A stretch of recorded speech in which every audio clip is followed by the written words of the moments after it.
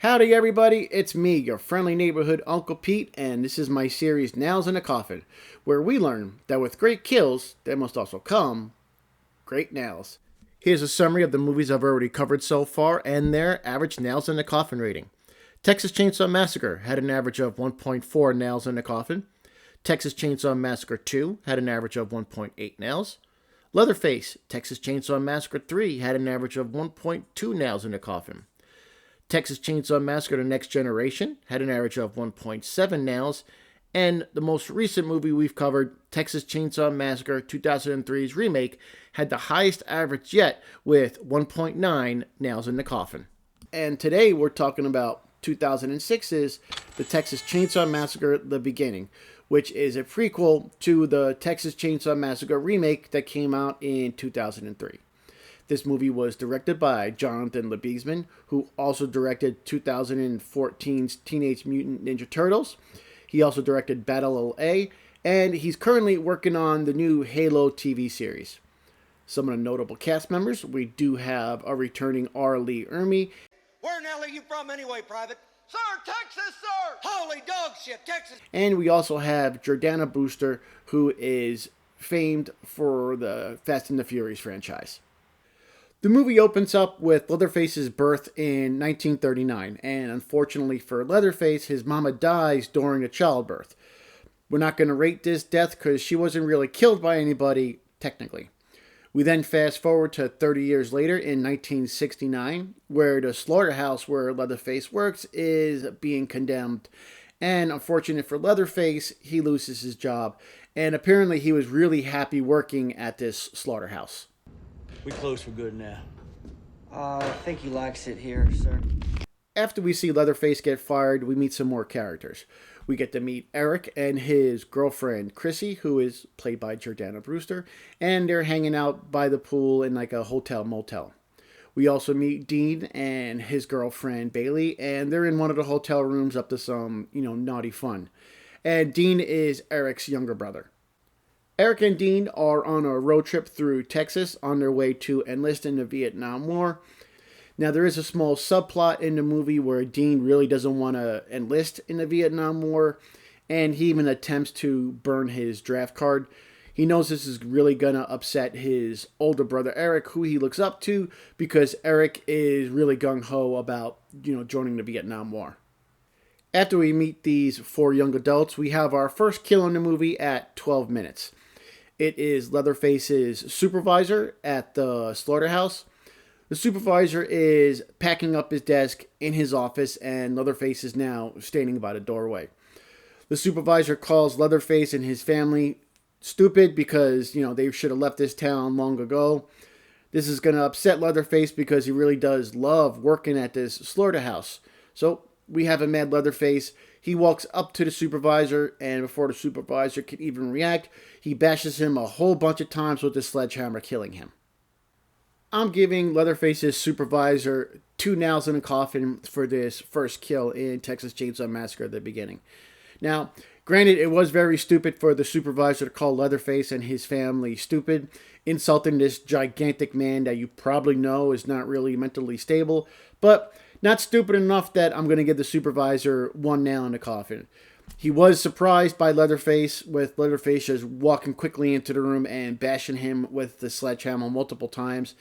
He really didn't even have a chance to defend himself, so I think going down the middle for this first kill in the movie with 2 nails in a coffin is pretty fair. So, supervisor, you're getting 2 nails in the coffin.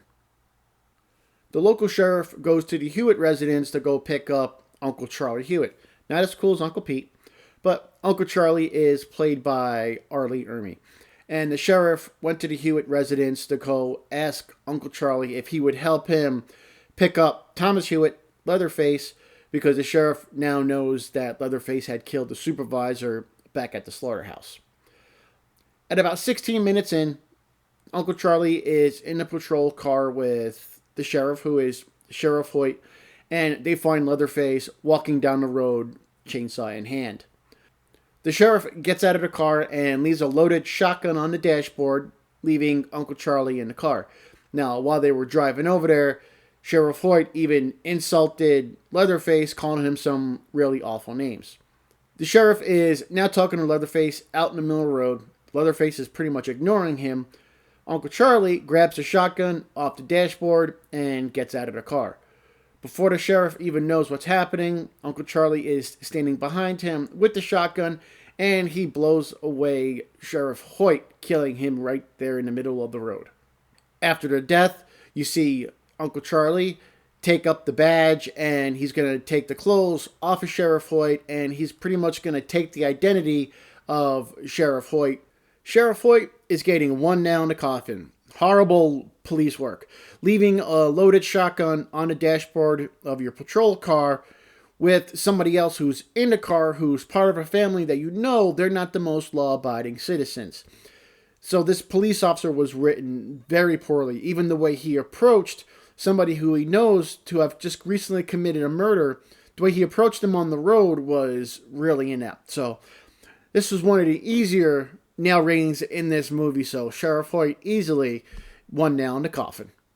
A short while later, Eric, Chrissy, Dean, and Bailey stop at a bar for a meal, and while they're there, they have an encounter with this group of bikers. After the kids leave, they're actually followed by a female biker named Alex. A short while later, while going down the road, Eric and Dean get into an argument because Eric sees that Dean is trying to burn his draft card, and Dean tells Eric he's not enlisting and he's not going to go to Vietnam, and this causes an argument between the two. During this argument between Eric and Dean, Alex on her motorcycle catches up to the Jeep they're driving. She takes out a shotgun and she's currently pointing at them, waving at them, telling them to pull the Jeep over. Eric sees this. He immediately goes to his glove compartment where he takes out a 1911, and he looks behind the Jeep, pointing the gun at Alex, ready to shoot her. Well, he takes his eyes off the road for just a little too long, and he misses this cow on the road. Well, he really doesn't miss the cow because as soon as he looks back in front of him, they hit the cow disintegrates, the Jeep crashes, and it flips over a bunch of times before it comes to a stop. When they start coming to after the crash, Eric goes to check on his brother and Bailey, and he sees that Chrissy was thrown from the Jeep in the crash. Apparently, she wasn't wearing her seatbelt. At 26 minutes in, Eric gets himself out of the Jeep, and Alex is there still holding a shotgun on him. Eric wanted to get out of the Jeep to go check on Chrissy, but I guess Alex is still planning on robbing them after she kind of caused them to crash and roll over a bunch of times. As this happens, Uncle Charlie, now Sheriff Hoyt, pulls up in the patrol car, and he's walking up to them, and before he really says anything, he just takes his shotgun, and before anybody realizes what's going on, he blows Alex away. Alex, I'm giving you 2 nails in a coffin. Pretty much Alex was an evil woman because she still wanted to rob these kids after she caused them to crash. I didn't really see her do anything necessarily stupid. Now, yes, she did leave a dangerous life. Most likely she had robbed people in this similar manner before. But when the sheriff walked up, worst case scenario, she probably just thought she would be arrested. She didn't think the sheriff would shoot her dead in the spot for no reason really without saying a word. So she didn't really have any time to react when she saw the sheriff.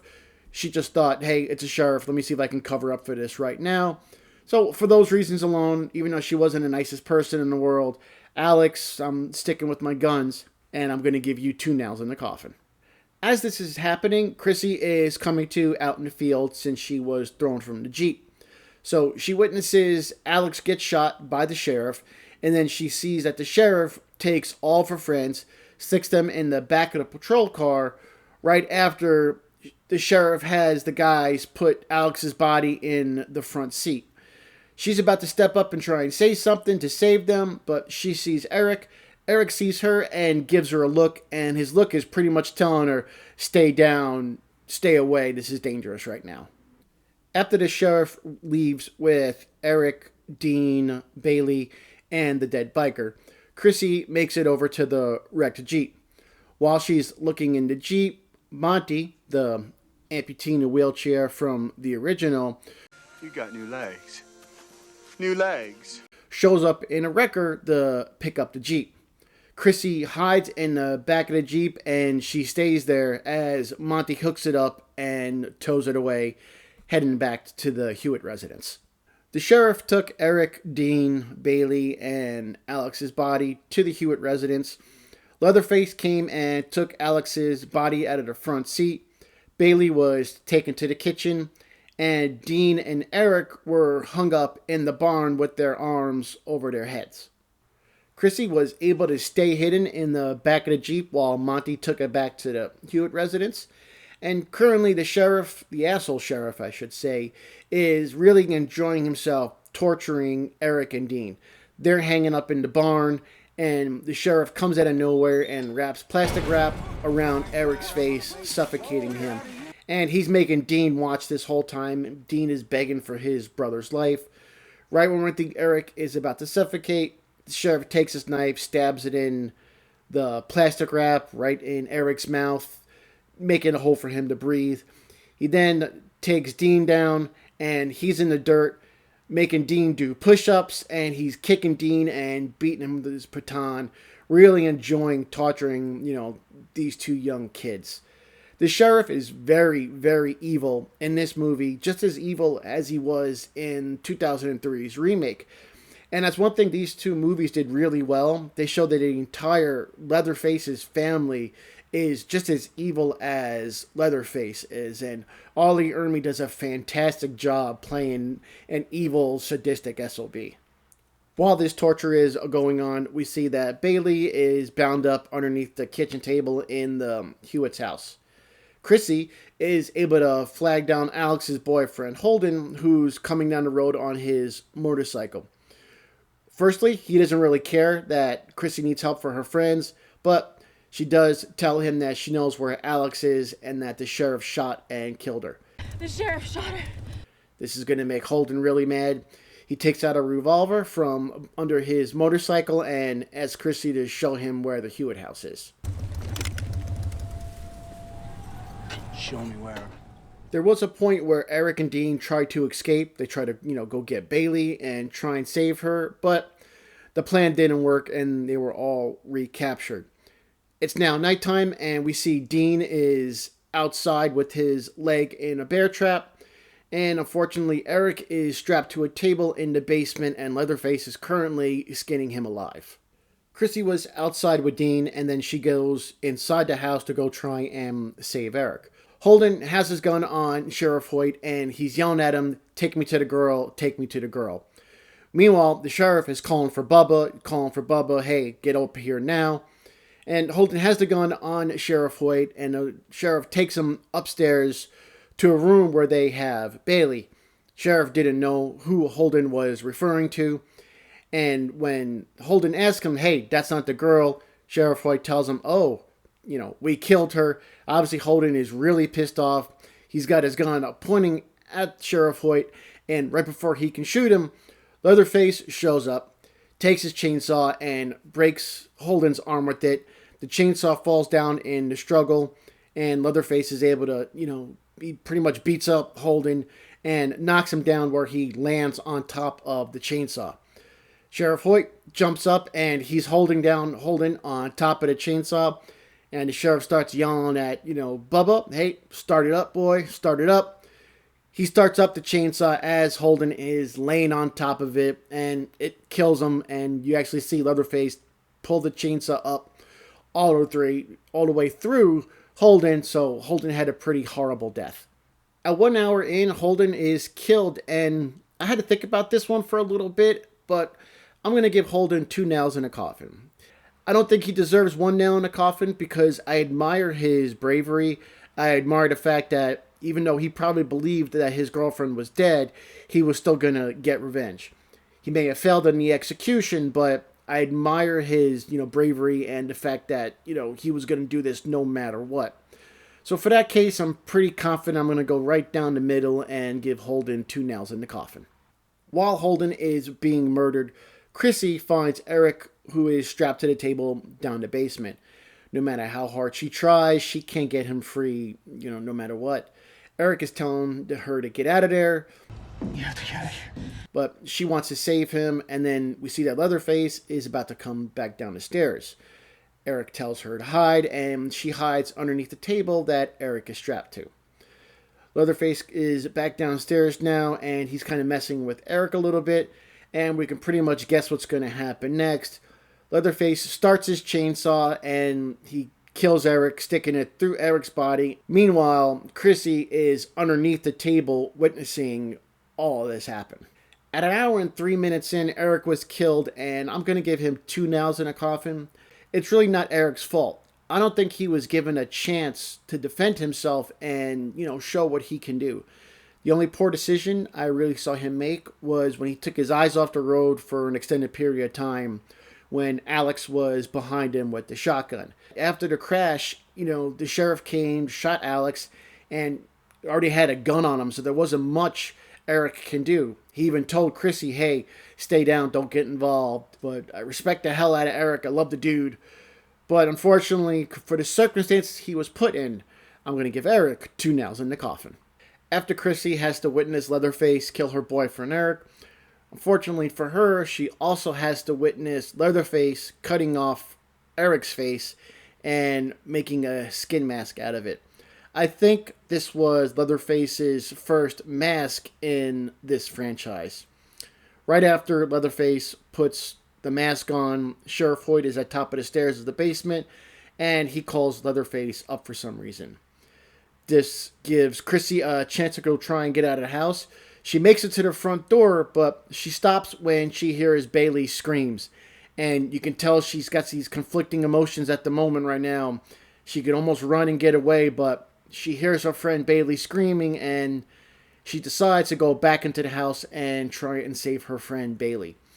She finds Bailey upstairs tied to a bed, and she goes to untie her, but unfortunately for Bailey and Chrissy, Sheriff Hoyt shows up, and he's able to knock Chrissy out. We next see Chrissy tied to a chair, waking up at a dinner table. Yep, we got a dinner table scene, and we haven't seen that since Texas Chainsaw Massacre: The Next Generation. Bailey is also tied to a chair at the dinner table, as well as Dean. Unfortunately for Bailey, Sheriff Hoyt is standing behind her. He picks her up by the head, takes a pair of scissors, and slashes her throat, killing her. At an hour and 17 minutes in, Bailey was killed, and I'm giving her 2 nails in the coffin. This poor girl wasn't given much of a chance. She didn't have a chance really to do anything. She was in an accident with the Jeep, and she was probably injured, and then she got taken hostage. She was, tied up in the kitchen in the Hewitt residence. Then she was tied to a bed upstairs. Lord knows what only could have happened to her. When she was in the room with Holden and the sheriff, she was screaming, shoot him, shoot him. And that was actually, a smart thing to say and think. But otherwise, yeah, she wasn't given much of a chance. And when we have kills like that, we go down the middle and give them 2 nails in the coffin. And I hate to see Bailey go out like that, but Bailey, 2 nails in the coffin. Leatherface has chased Chrissy back to the slaughterhouse, and Chrissy is currently hiding in this large vat of blood and guts with the knife in her hand. Dean shows up, calling for Chrissy. This causes Leatherface to turn around. Chrissy pops out of the blood, and she goes to stab Leatherface, but he's able to stop her, throws her out of the vat of blood, and he goes for the kill. Dean jumps on top of Leatherface, trying to get him off, and he's able to knock him down really quick. And then Dean bends down to go try and help Chrissy up. As he does this, Leatherface starts his chainsaw, sticks it through Dean, lifting him up overhead and kills him. An hour and 22 minutes, Dean was killed by Leatherface. And this was one of the easier ratings I've had to give for this movie. Dean is getting 3 nails in a coffin. He was in a horrific car crash, beaten severely multiple times by Sheriff Hoyt, witnessed his brother being tortured. He woke up from being knocked out to see his girlfriend dead next to him. He almost killed Sheriff Hoyt, and the other reason he didn't kill Sheriff Hoyt was because he stopped to go try and save Chrissy, who was being chased by Leatherface. Once he caught up to them, he saw Chrissy was in trouble, and, he tackled this man who was twice his size in an effort to save Chrissy. It's a lot of bravery and a lot of guts, and it's exactly what I'm looking for when I give multiple nails. So, Dean, you more than earned your 3 nails in the coffin. While Dean was being killed, Chrissy was trying to find a way out of the slaughterhouse.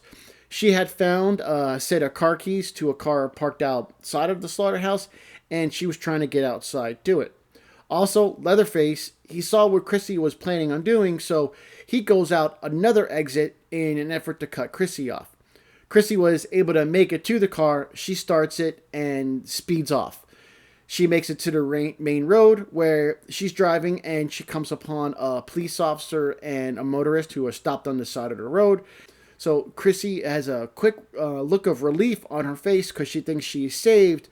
But as soon as she does this, Leatherface pops up from the back seat, scares the hell out of her. He starts the chainsaw, pushes it through the seat and through Chrissy, killing her.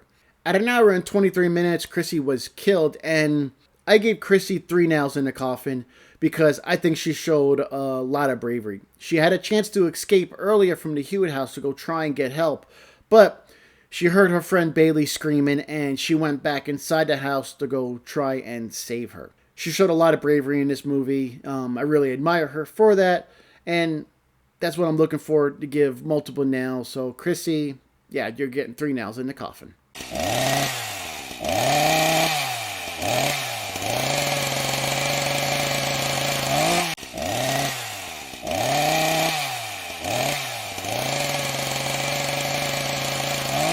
Unfortunately for the cop and the motorist that were standing on the side of the road that Chrissy had seen, well, unfortunately, after Chrissy was killed, she loses control of the car and she runs them over, killing them. For the motorist and the cop, I'm going to give both of them 2 nails in the coffin, since there's nothing necessarily that they did wrong. They were just, more bodies for the body count in this movie, and there really no wise or bad decisions made in this. So for the final 2 kills in Texas Chainsaw Massacre: The Beginning, the cop and the motorist are both getting 2 nails in the coffin. There you go, ladies and gentlemen. Those are my nails in the coffin ratings for 2006's Texas Chainsaw Massacre: The Beginning. Now, this movie has the highest body count of all the movies I've covered in the franchise so far, with 10. Not including the death of Leatherface's birth mom at the beginning of the movie. So, let's give a summary of all those nails. The supervisor had 2 nails in the coffin. The original Sheriff Hoyt had 1 nail in the coffin. Female biker Alex had 2 nails in the coffin. Her boyfriend Holden also had 2 nails in the coffin. Eric had 2 nails in the coffin. Bailey, Dean's girlfriend, had 2 nails in the coffin. Dean, he got 3 nails in the coffin because he went to go save Chrissy. Chrissy also had 3 nails in the coffin because she showed a lot of bravery in this film. And the motorist and the cop, who were on the side of the road at the end, our final 2 kills in this movie, each had 2 nails in the coffin apiece. So that gives us an average nails in the coffin rating of 2.1 for Texas Chainsaw Massacre: The Beginning. Let's see how that compares to the rest of the movies in the franchise that I've covered so far. The first Texas Chainsaw Massacre had an average nails in the coffin of 1.4. Texas Chainsaw Massacre 2 had an average nails in the coffin 1.8. Leatherface, Texas Chainsaw Massacre 3 had 1.2 average. Texas Chainsaw Massacre: The Next Generation had an average of 1.7. Texas Chainsaw Massacre: The 2003 remake had an average nails in the coffin of 1.9. And Texas Chainsaw Massacre: The Beginning has the highest average yet, with 2.1 nails in the coffin. Ladies and gentlemen, tell me what you think of that so far. How do you think those averages rate compared to all the movies? Do you think some of them should be higher or lower? And what do you think our next movie, Texas Chainsaw Massacre 3D, how do you think those nails in the coffin are going to fare with the rest of the movies in the franchise? Well, we'll find that out next Friday. I really do appreciate everybody checking out this video, especially if you're still watching it at this point. And if you haven't already, please hit that like button and comment down below. I love to hear what you guys think. And also, if you haven't subscribed already, I would really appreciate it if you did. I'm growing this channel. I'm loving it. I love the interaction with all you guys watching it. And I appreciate you guys taking this journey with me. I'll see you guys next week with Texas Chainsaw 3D. Stay happy. Stay healthy. I am your friendly neighborhood Uncle Pete. And remember, With great kills, there must also come great nails.